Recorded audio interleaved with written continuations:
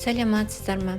Мен бүгін сіздерге ыстық тамақ жасап көрсетемін. Ол ыстық тамақ тауықтың еті қаймаққа жасалынатын. Міне бірінші керек заттарды дайындап аламыз. Көріп тұрғандарыңыздай тауықтың етін турап аламыз, пиязды турап қоямыз. Тауықтың етін бірінші сковородкаға азғантай, ондай көп май құймай осылай қуырып аламыз.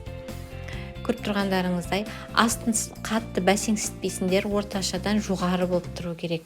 Жақсылап бар жағы ағарып қуырып шығу керек. Бұл әзірге қуырыла береді.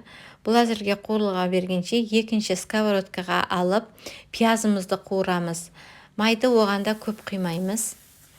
Пиязымызды жақсылап қуырып аламыз.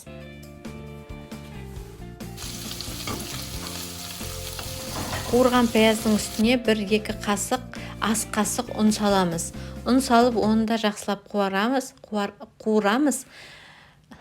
Ұнның дәмі шығып кетпес үшін қуырған жақсы осылай. Суға салғаннан гөрі қуырғанда дәмі шығып кетпейді, дәмді болады.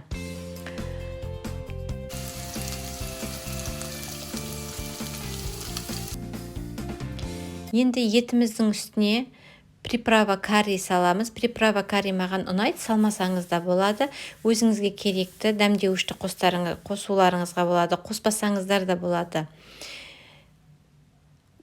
Біздің етіміз қуырылды.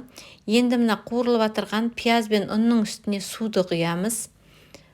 Су қайнаған судың керегі жоқ. Суды құямыз да қаймақ саламыз. Қаймақ негізінде 15-20% қаймақ болған жақсы. Жақсылап араластырамыз. Оттың астын сәл бәсеңсітіп қоямыз. Енді егерде қосқыларыңыз келсе, осының үстіне құрғақ чеснок пен тұзды саламыз. Құрғақ чеснок болмаса қоспауларыңызға да болады. Онда кәдімгі чеснокты көбірек саласыздар. Мұнда мен кәдімгі чеснокты біреу ғана салдым да, құрғақ чеснок салдым 1 қасық. Маған ұнайды өзіме құрғақ чеснок. Енді осыған қуырылған етімізді үстіне қосамыз. Жақсылап араластырамыз. Жақсылап араластырып болғаннан кейін астын бәсеңсітіп, қақпағын жауып 15 минут 20 минутқа қойып қоямыз. Тушиться етіле береді. Сонымен біздің тамағымыз дайын.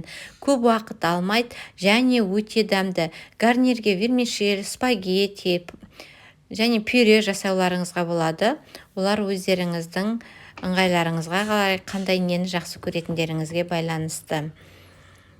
Достар, егер менің каналыма жазылмасаңыздар, жазылып, лайк басып, пікірлеріңізді қалдырыңыздар. Сіздердің пікірлеріңіз мен үшін өте маңызды. Видеоны ақырына шейін қарағандарыңызға рахмет.